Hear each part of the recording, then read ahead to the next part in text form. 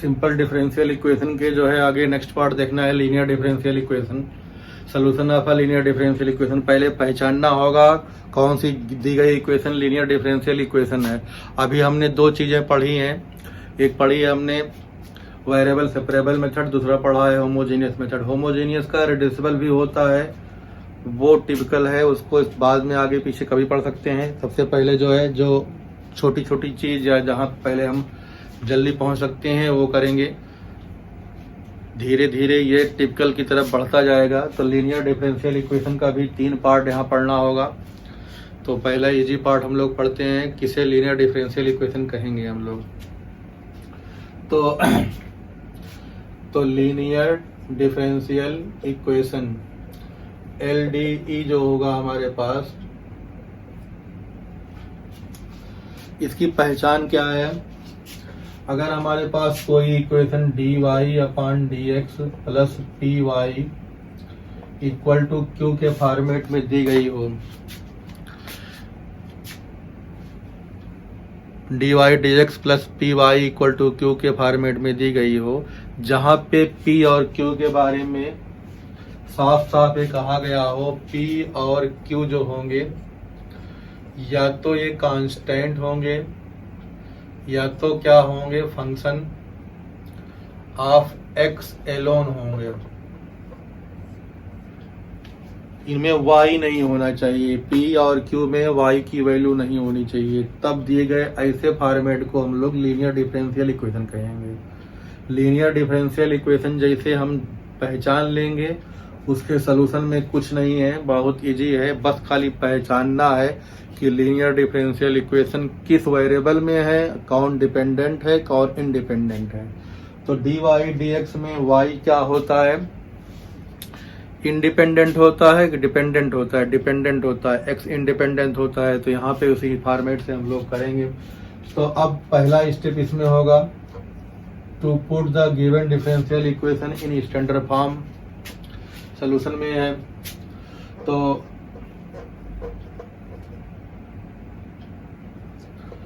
Standard form जो है हमारे पास dy/dx plus py equal to q। दूसरा पार्ट होता है इंटीग्रेशन p dx निकाल लेंगे। जब इंटीग्रेशन p dx करते हैं तो कांस्टेंट की वैल्यू इसमें नहीं लगाते हैं, तो इसका जो आंसर आएगा वो मान लिया इतना आएगा, प्लस कांस्टेंट जो c लिखते हैं ये जो होता है रिमूव कर देते हैं। यहाँ पे क्यों रिमूव करते हैं कि क्वेश्चन में जो है कई बार हमें कांस्टेंट नहीं लिखना है, एक ही बार कांस्टेंट लगा देना है, फाइनल में हम लोग कभी न कभी लगाएंगे, तो इसलिए यहाँ पे इसको रिमूव कर देते हैं। फिर एक नया टर्म इसमें आता है I.F, इसे हम लोग कहते हैं इंटीग्रेटिंग फैक्टर। ये क्या होता है, इंटीग्रेटिंग फैक्टर होता है। इसकी जो वैल्यू होती है वो e की पावर इंटीग्रेशन p dx होती है। इसमें कुछ फार्मूले लॉग के या एक्सपोनेंशियल के लगेंगे। तो एक फार्मूला ये होता है, अगर e की पावर log ऑफ लेमडा मिल जाए, लेमडा की पावर m हो जाए, तो इसकी वैल्यू लेमडा की पावर m हो जाती है। m प्लस माइनस कोई नंबर हो सकता है, अल्फाबेट हो सकता है, ये ज्यादातर लगाना होता है हमें। फिर अगला स्टेप हमारे पास आता है, fourth step, final step, solution of given linear differential equation क्या हो जाता है। तो y into IF equal to c plus integration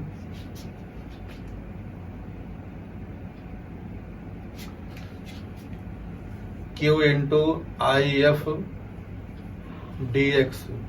अब q इंटू IF dx में हमेशा कभी आइलेट मतलब बाई पार्ट से इंटीग्रेशन करना पड़ता है, कभी और थोड़ा सा टेढ़ा हो जाता है, कभी कभी बहुत टिपिकल क्वेश्चन में नहीं निकलता, वैसे हम लोग छोड़ देते हैं। लेकिन मैक्सिमम 70% क्वेश्चन जो होते हैं हमें सॉल्व करने पड़ेंगे। कौन सा नहीं करना है, क्यों नहीं करना है, उसको कोई एक्सपर्ट ही बताएगा, स्टूडेंट अपने बिहाफ पे उसको छोड़ता नहीं है।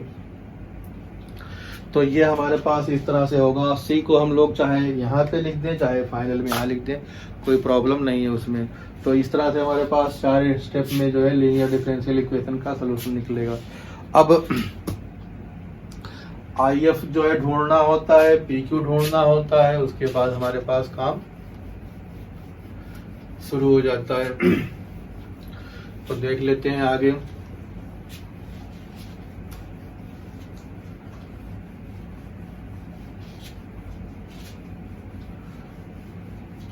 चार स्टेप्स में क्वेश्चन करेंगे, कुछ क्वेश्चन करें तब समझ में आएगा।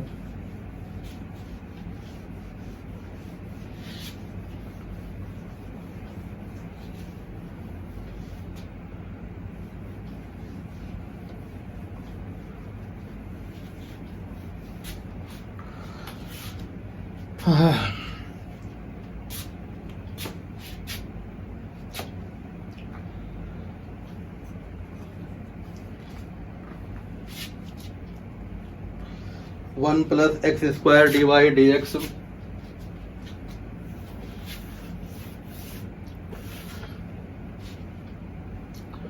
One plus x square dy dx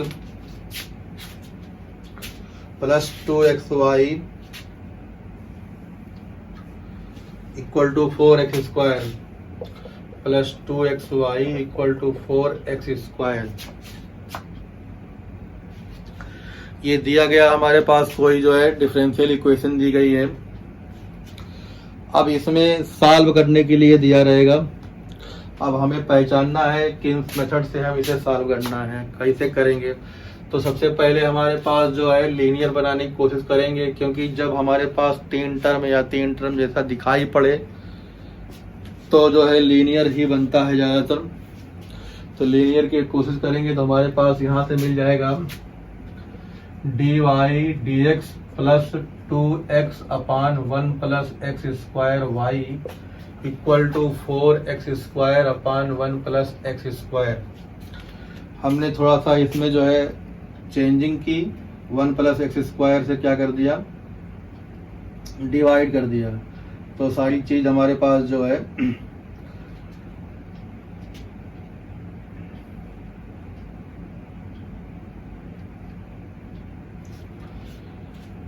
सब अपने आप जो है क्लियर हो गया, कहाँ P है कहाँ Q है। तो स्टैंडर्ड फॉर्म से कंपेयर करेंगे तो dy upon dx plus P y equal to Q। तो ये वैल्यू हमारे पास P हो जाएगी, विच साइन होती है, ये वैल्यू Q हो जाएगी।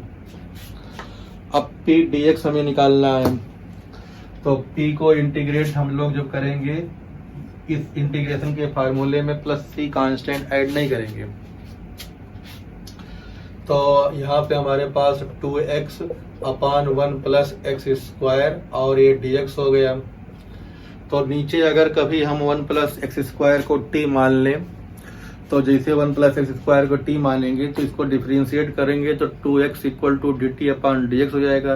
तो dx की वैल्यू कितनी हो जाएगी, 2x dx की वैल्यू dt बराबर हो जाएगी। तो ऊपर f डैश x हो गया, नीचे fx हो गया, तो log ऑफ fx हो जाएगा। तो हमारे पास ये कितना हो जाएगा, log of 1 plus x square. 1 plus x square पे मार्क लगाना जरूरी नहीं है, क्योंकि हमेशा ये पॉजिटिव होगा। अब फिर हमारे पास जो है IF की वैल्यू जो आएगी वो आएगी e की power log of 1 plus x square. तो इसकी वैल्यू हमारे पास 1 प्लस एक्स स्क्वायर होगी, अभी हमने फार्मूला लिखाया था। तो हमारे पास रिक्वायर्ड सोल्यूशन जो हो जाएगा, सोल्यूशन हमारे पास हो जाएगा y into IF equal to C plus integration Q into IF dx। तो y तो ऐसे रहा, इसकी वैल्यू हो जाएगी IF की 1 प्लस एक्स स्क्वायर, C ऐसे रहा, इंटीग्रेशन Q दिया गया है 4x स्क्वायर, IF की value 4x square upon 1 plus x square. और यहाँ पे हमारे पास जो है IF की वैल्यू 1 प्लस एक्स स्क्वायर और एक dx। तो ये वाला हमारे पास क्या हो जाएगा, कैंसिल आउट हो जाएगा। तो हमारे पास अगले स्टेप में मिल जाएगा y 1 plus x square equal to C plus integration 4x square dx। अब 4x² को तो हर बच्चा इंटीग्रेट कर लेगा, 4x³ हो जाएगा। तो हमारे पास y into 1 plus x² equal to c plus 4x³/3। तो ये हमारे पास जो है इस छोटे से क्वेश्चन का जो है क्या था, एक आंसर था। अब आगे हमारे पास दूसरा क्वेश्चन करते हैं।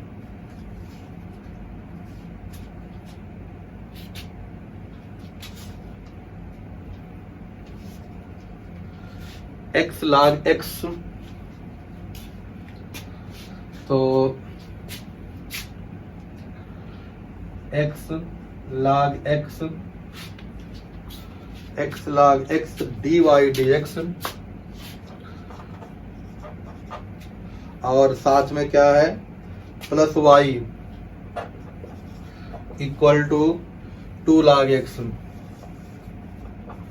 इसे हमें सॉल्व करना है। तो इसको स्टैंडर्ड फॉर्म में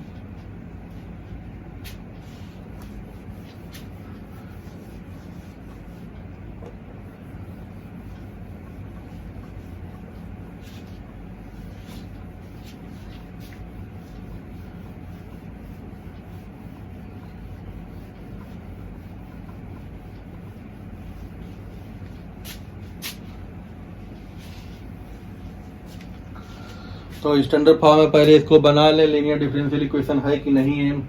तो हमारे पास यहाँ से हो गया dy/dx, x log x से डिवाइड करेंगे तो ये हो जाएगा plus 1/x log x into y equal to 2/x log x cancel हो जाएगा।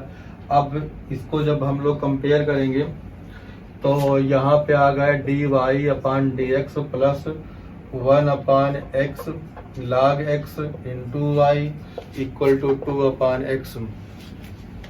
तो P और Q की वैल्यू हमें दिखाई पड़ रही है, वो जो है P और Q हो जाएगा।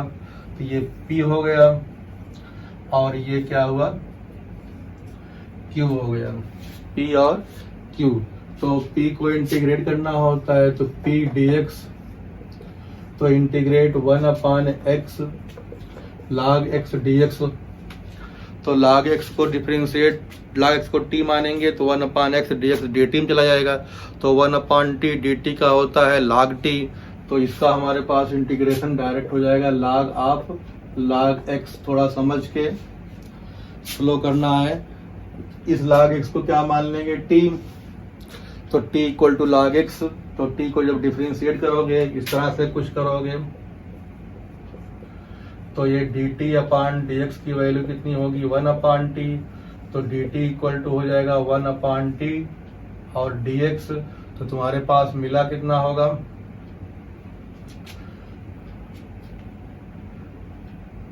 t equal to log x, यहाँ पे x आएगा। तो ये dx/x की वैल्यू कितनी हो जाएगी, हमारे पास dt हो जाएगी। तो ये बचेगा कितना हमारे पास, 1/t dt। इसको इंटीग्रेट करेंगे कितना आएगा log t, और log ऐसे रहेगा, t की वैल्यू अगेन log x रखेंगे। तो इतना झंझट हम लोग डायरेक्ट करेंगे। शुरुआती स्टेप में जो है एक बार कर लेते हैं, लेकिन आगे के लिए जो है डायरेक्ट करना पड़ेगा। तो हमारे पास इसकी वैल्यू कितनी हो जाएगी, तो हमारे पास if की वैल्यू होती है e की पावर इंटीग्रेशन p dx। तो e की power log of log x, तो ये साइलेंट हो कैंसिल हो जाएगा। तो यहाँ पे log x बचेगा। अब जो है अगले स्टेप में हमारे पास सोल्यूशन का जो आएगा, तो देयरफॉर रिक्वायर्ड सोल्यूशन। तो रिक्वायर्ड सोल्यूशन जो होता है वो होता है y इंटू if। तो if की वैल्यू इतनी हो गई, c प्लस q की वैल्यू कितनी थी, 2/x, और यहाँ पे log x dx हो गया। अब यहाँ पे आइलेट लगेगा बाई पार्ट। तो c ऐसे रहा, तो 2 को बाहर अगर हम लोग कर लेते हैं तो log x को फर्स्ट फंक्शन, 1/x को सेकंड फंक्शन मान लेंगे। तो 1/x जो है हमारे पास log x को फर्स्ट फंक्शन, तो फर्स्ट फंक्शन ऐसे रहा, 1/x का इंटीग्रेशन log x हो जाएगा। फिर फार्मूले का जो है हमारे पास क्या आएगा,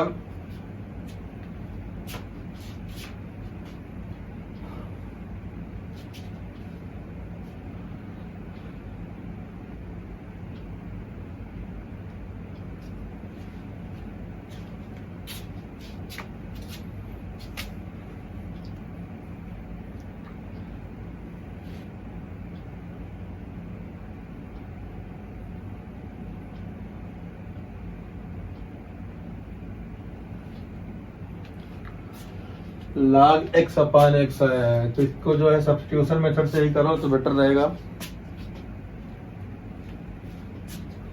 तो यहाँ पे अगर हम लोग log x को t मानेंगे तो हमारे पास 1 अपान एक्स डी टी चला जाएगा। तो ये तुम्हारे पास इंटीग्रेशन 2 यहाँ कर दें, log x अपान एक्स डी एक्स हो गया। तो लेट इसको t मानेंगे तो ये हमारे पास dt होगा, t dt का t स्क्वायर बाई 2 होता है, तो यहाँ पे c प्लस बाई 2 कैंसिल हो जाएगा, तो log x का होल स्क्वायर हो जाएगा, यहाँ पे y और log x हो जाएगा। तो हमारे पास ये फाइनल आंसर जो है मिल जाएगा। कुछ और इजी क्वेश्चन करते हैं, फिर कॉम्प्लिकेट की तरफ बढ़ेंगे।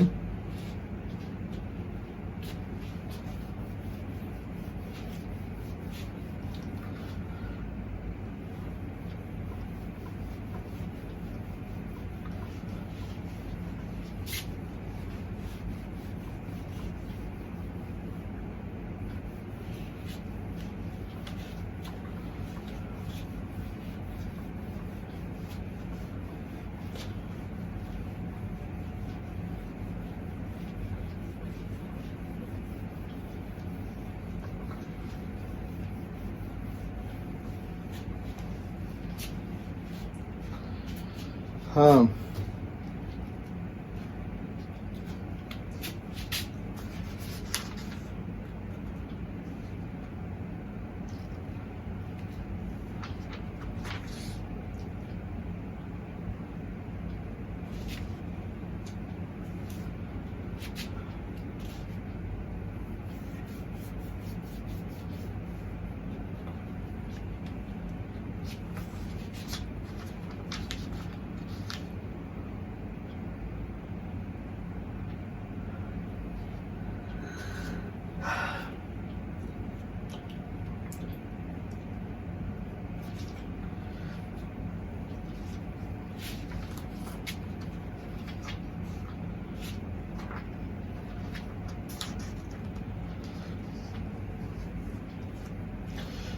Sign x d y d x, sine x d y d x plus y cos x equal to x sine x. इसे जो है सॉल्व करना है, लीनियर डिफरेंशियल इक्वेशन ही है। तो इसको जो है पहले हम लोग डिवाइड इसको फ्री करेंगे, तो साइन एक्स से पूरे इक्वेशन को डिवाइड कर दें, तो d y upon d x plus यहाँ कास अपन साइन कितना हो जाएगा, tan x into y equal to x. ये वैल्यू जो है क्या हो जाएगी, p, ये क्या हो जाएगी, q। तो p और q हमें दिखाई पड़ने लगा। अगले स्टेप में हमारे पास p की वैल्यू हो गई tan x, तो इंटीग्रेशन p dx की वैल्यू करेंगे tan x dx। अब tan का इंटीग्रेशन पता होना चाहिए। tan का इंटीग्रेशन जो होता है माइनस log cos x या log sec x होता है। तो निगेटिव ले लें या पॉजिटिव ले लें, अपने हिसाब से हम उसको बाद में चेंज करते रहेंगे, लेकिन हम यहाँ पॉजिटिव ले रहे हैं। तो log sec x हो जाएगा ये। तो हमारे पास IF की वैल्यू क्या हो जाएगी, IF इक्वल टू हो जाएगा हमारे पास e की पावर इंटीग्रेशन p dx, तो e की पावर log sec x। तो ये कितना हो जाएगा तुम्हारे पास, सिर्फ क्या बचेगा, sec x बचेगा, e की पावर log हट जाता है। अब हमारे पास रिक्वायर्ड सोल्यूशन जो आएगा, रिक्वायर्ड सोल्यूशन जो होता है y इंटू आई एफ, तो ये हो गया हमारे पास sec x equal to c plus integration q की वैल्यू x थी, तो x sec x हो जाएगा ये।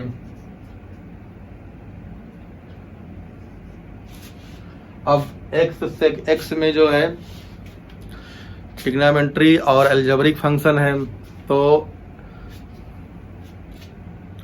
AT होता है अलजेब्रिक और ट्रिग्नोमेट्रिक, तो A को फर्स्ट फंक्शन मानेंगे, तो ये हमारे पास फर्स्ट फंक्शन हो जाएगा और ये सेकंड फंक्शन हो जाएगा। तो अगली लाइन में हमारे पास y sec x equal to C plus, पहला फंक्शन ऐसे उतर गया, दूसरे का इंटीग्रेशन, सेक का इंटीग्रेशन होता है log of sec x plus tan x, तो log of sec x plus tan x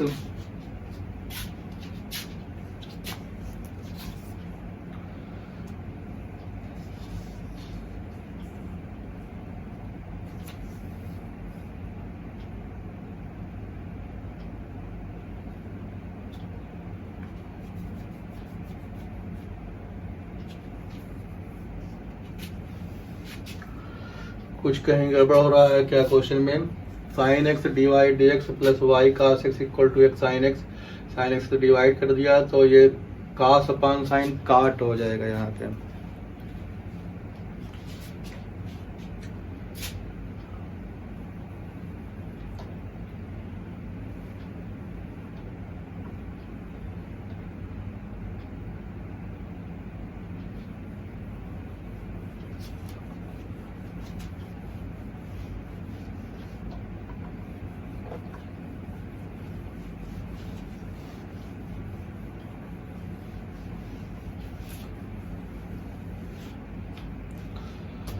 तो यहाँ से हमारे पास जो है ये होगा काट x, तो p की वैल्यू कितनी आ गई, काट x आ गई, तो काट x dx, जो काट को इंटीग्रेट करेंगे तो हमारे पास काट होता है कास अपान साइन, तो हो जाएगा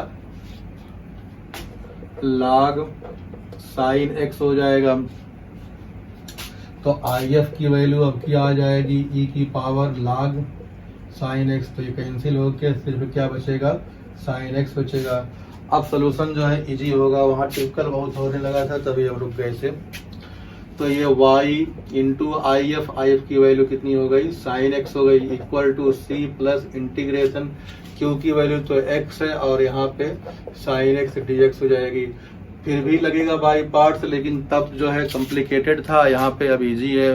तो x को फर्स्ट फंक्शन मान लिया तो फर्स्ट फंक्शन को इसे उतार दिया, दूसरे को इंटीग्रेट किया तो माइनस कास x हो गया, फार्मूले का माइनस, पहले का डिफरेंशिएशन 1 और दोबारा इसका माइनस, यहाँ प्लस हो जाएगा, यहाँ पे आएगा कितना, cos x dx square bracket बंद।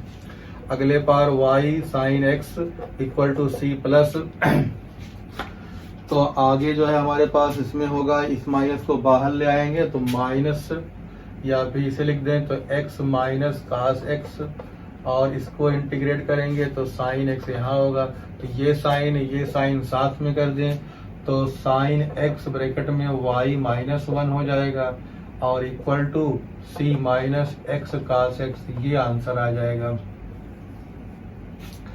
तो वो डिफरेंशियल इक्वेशन जिसे लीनियर डिफरेंशियल इक्वेशन के जो है पार्ट में हम रिड्यूस कर सकें या डायरेक्ट दिया गया हो, उसके सोल्यूशन के लिए जो चीज़ें होती हैं वो इजीली तो देखने से इजी लगती है और किया भी जा सकता है। 2-3 क्वेश्चन किया है, फिर इसमें रिड्यूसल करेंगे, जल्दी करके भागेंगे, जो इम्पॉर्टेंट टॉपिक है वहाँ पहुँचेंगे हम लोग को। इसके बाद जो है कम से कम 3 लेक्चर के बाद जो क्वेश्चन एग्जाम में आता है इंजीनियरिंग में, तब वहाँ पहुँच पाएंगे।